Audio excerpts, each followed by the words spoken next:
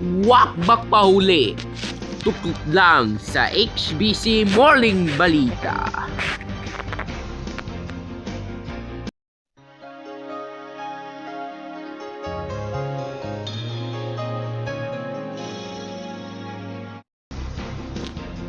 Magandang umaga mga igan. Na ito na ang mga impormasyon hatid ng HBC News.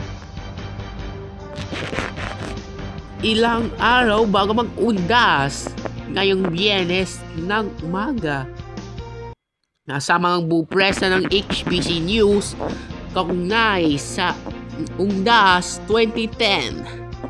Kausap ng HBC News sa panuunan ni Gary Davidson mula sa Tarlac City.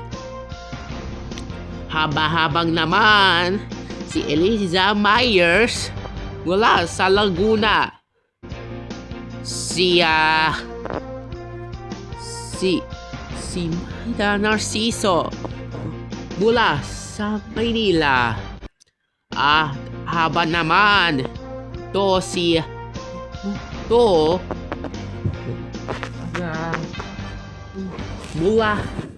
mula sa Cebu City, si Mela Filon